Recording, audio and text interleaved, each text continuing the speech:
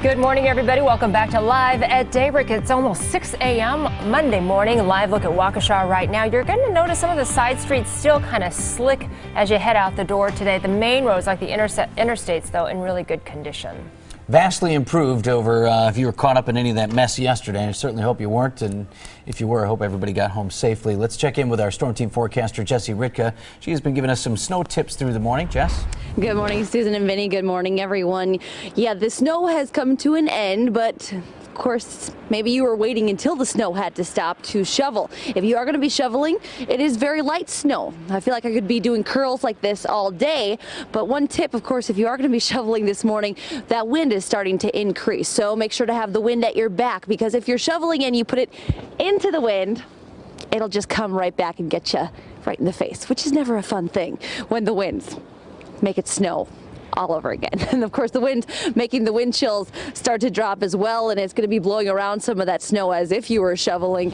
It doesn't even need you to shovel to see some of that snow blowing around. That'll be another issue today. Susan and Vinny, live in Milwaukee. Jessie Ritka, today's TMJ4. Jessie, the sacrifices you make to show us what's going on. Thank you very much. For all the latest weather and news updates, download our app. You can head to tmj4.com/app to do that. Another live look. This is the Marquette interchange where we were told well, that's the airport actually, and a couple of little flakes still hanging around this morning. Things, if you are expecting a flight in or need to travel out, things moving smoothly at our airport locally.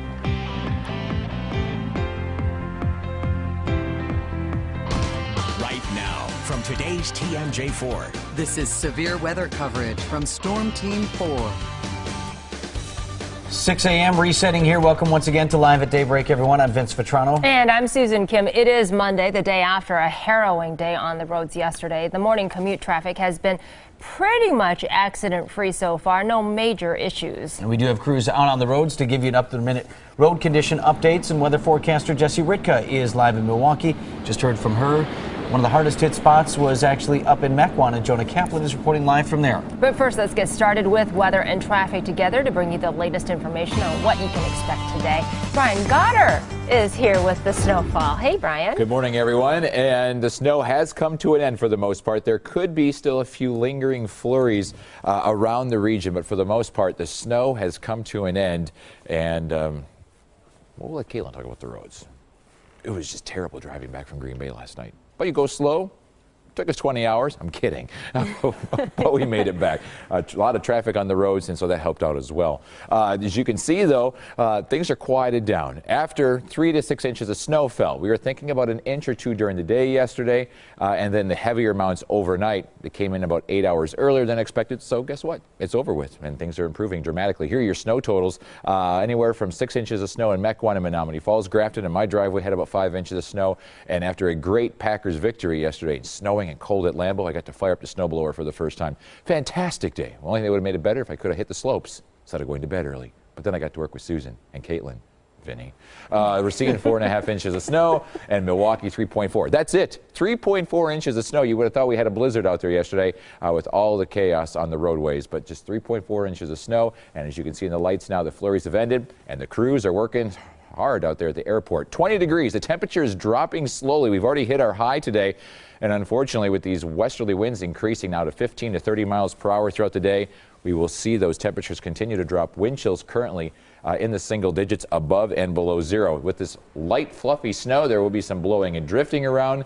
So watch out for that and cold temperatures. Caitlin? And we're glad to have you here, Brian. Oh. Good morning, everybody. We do have our first accident of the morning. It's southbound through the Marquette interchange. If we get a live look outside at those DOT cameras, squads are working to get it moved off the freeway, though, because we are getting closer to rush hour. We're going to see just a backup right on the accident scene. It was blocking the left lane. Like I said, we're trying to get it moved off the freeway completely, and it should be okay before we get to the rush hour. Travel time's not really affected by this, but do see kind of a delay across the board. People are taking it slowly, and you should. It is slippery out there. About an extra 2 to 3 minutes across the board as far as travel times go. And I'm seeing a lot on Twitter and Facebook, people talking about their four-wheel drive. On those slippery conditions, remember, four-wheel drive not going to help you so much. That's more get through the snow. So just use caution as you head out the door and give yourself some extra time this morning.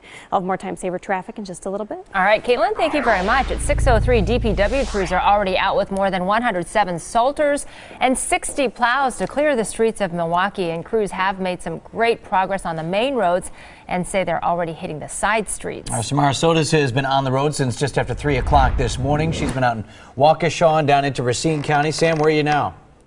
Well, we are in Racine County on I-94 southbound. Photojournalist John drilling at the wheel as always as we maneuver through southeastern Wisconsin.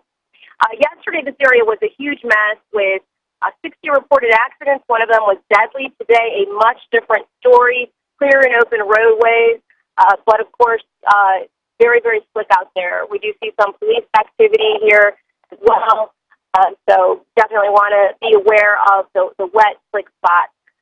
Some of the side streets are a little more dicey as plows and salt trucks make their way through those areas. The snow has stopped as Brian Goddard has been forecasting all morning, but still there are some slick spots, so please be careful as you make your way around the area. Reporting live in Cartham and Racine County, Samara Sodas, today's TMJ4.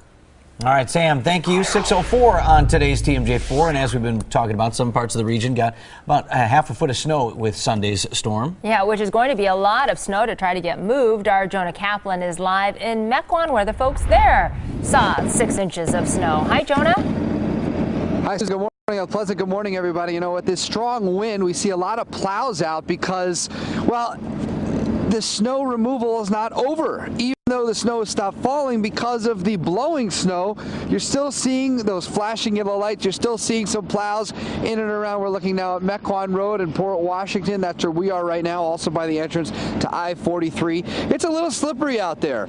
And I don't know how people mentioned this, but yes, the roads are very nice. You're still going to have to walk from your house to your car. Bundle up. It is very cold out here, and that wind really just bites through whatever layers you are wearing. But definitely take it easy this morning. Take it slow. Try not to rush, and make sure you just keep a lot of space in between you and the next car in front of you because, again, remains very slick out there. We're live here in Mequon. Jonah Kaplan, today's TMJ4. All right, Jonah, thank you very much. And extra help has been called in to clear the streets of Milwaukee this morning. 4-inch rule in effect in the city, meaning you do need to move your car to make sure that it's easier for the snow plows to get through. Jesse Ritka live in the city with the latest on conditions around town. Just about 4 inches. Hey, Jess, is that what we got in Milwaukee? Just about 4 inches. In some locations, a little bit more than that. In Glendale, about 4.5. Officially at the airport, just under 4 inches. But still, when they say the 4-inch rule goes into effect, you need to move your car because there are already reports on Twitter of tickets being issued for those cars that are out there and technically breaking the 4-inch rule. So try and move your car. The good news is that it'll be a quick one to actually have to shovel your way out. The bad news is, though, as you are shoveling, you can't exactly quite get right along the pavement. Some of this really fine powdery snow is creating some compacting, and that's what's creating some of those slick spots. That's what created those slick spots yesterday because this is such fine powdery snow. It compacts so easy. It's that squeaky snow, and that's what makes it a little bit on the slick side. Since temperatures are very close to 20 degrees, the salt by itself not going to work exactly. That's why they use the salt brine. It's a liquid that they spray down. It's a salt and liquid mixture that actually lowers the melting point of the snow down so it will be more effective. So that's why the roads are going to be looking a little bit wet. That is that salt brine and salt mixture, which is a good sign for you heading out on the morning commute this morning. Live in Milwaukee, Jesse Ritka, today's TMJ4. All right, Jesse, thanks very much for that update. It's now 6:07. Our Storm Team 4 coverage continues here on Live at Daybreak.